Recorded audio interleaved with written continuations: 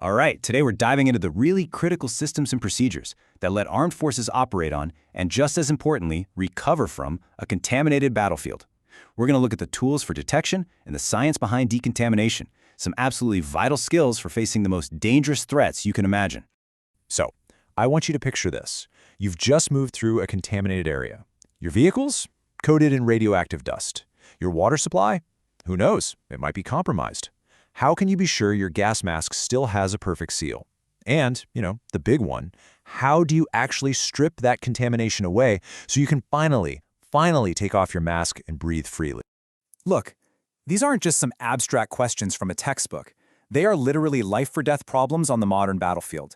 And that's exactly why, in this explainer, we're going to break down the mission-critical tools and procedures used to answer them. So, by the end of our time here, you'll be able to identify key support equipment, analyze the different natures of chemical, biological, and nuclear contamination. You'll be able to apply a super important rule for predicting radiation decay, and you'll be able to categorize all the different methods of decontamination. So let's start with the gear. First up, let's take a look at the specialized systems that provide that critical support when you're in a contaminated environment. These aren't weapons, not at all. Think of them more like lifelines. The thing about any respirator, any gas mask, is the seal. That's everything. I mean, even the best, most advanced mask in the world is totally useless if it leaks. And that's where the leak tester comes in. It uses a little suction generator to confirm the mask's functional integrity, making absolutely sure no contaminated air is getting past that filter. And what's really impressive about this piece of kit is just how efficient it is. The entire test for one mask takes just 40 seconds. Now, when you've got an entire unit to check, that kind of speed is absolutely critical for being ready to go. Okay, next up, water. In the field, you just can't trust an unknown water source. It's too risky. This kit right here lets you test reservoirs and tanks for a whole range of threats, everything from heavy metals and poisons to nerve agents and nasty microbial contaminants. And the fact that it's included in the standard Type B first aid kit really tells you everything you need to know. Safe water is just as critical as a working gas mask. All right, so we've seen some of the support tools. Now let's get into the threat itself. Because, understanding the fundamental nature of contamination is the key to understanding why decontamination is so incredibly critical. We don't decontaminate just for the sake of being clean. There are 3 core military reasons. Number 1, casualty prevention. Pretty straightforward. Some of these agents can kill you on contact. Second is restoring performance. Let's be honest, all that protective equipment is heavy, it's cumbersome, it really reduces efficiency. The goal is always to get troops safely out of those suits. And third, containment. Contamination spreads like a virus, It gets from vehicles to shelters onto supply routes. It has to be stopped. And the threat itself varies a lot. Chemical agents can create these lingering vapor hazards. Biological threats might persist as spores or powders. And nuclear contamination, well, that's unique. You cannot destroy radioactivity. So decontamination in that case means physically removing the radioactive particles from people and from equipment. Okay, so we understand the why. Now let's get into the how. This next section is all about the core rules and the methods for actually dealing with contamination on the ground. For nuclear fallout, there's a simple but really powerful rule of thumb that's used to predict radiation decay and to plan operations safely. It's called the 7-by-10 rule. So here's how it works. For every 7-fold increase in time after a nuclear event, the radiation intensity goes down by a factor of 10. It's a really reliable approximation.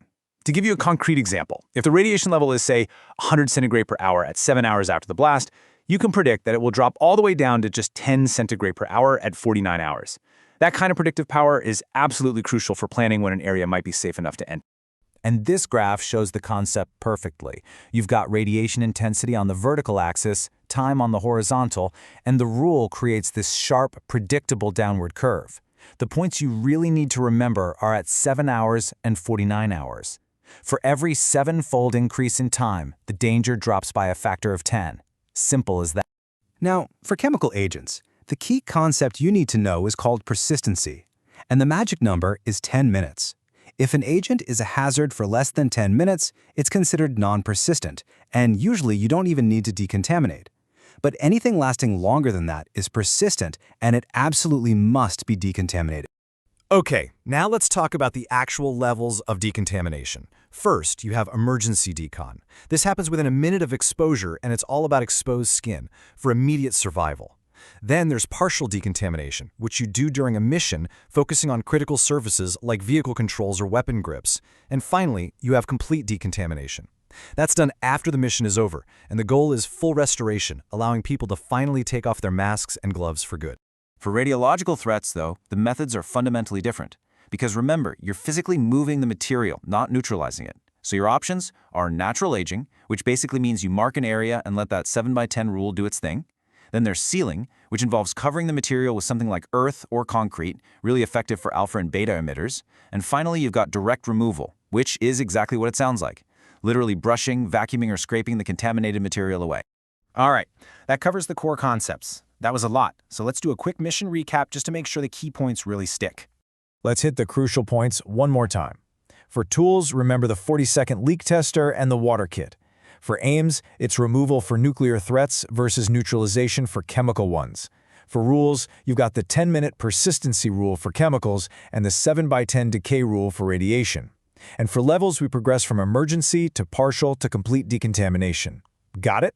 And I'll leave you with a final thought to chew on.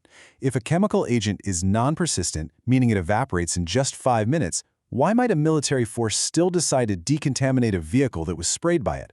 Think about how vapors can get absorbed into things like paint and rubber, only to get released later on. It just goes to show you that even with clear rules, the nature of the threat always demands some really careful consideration.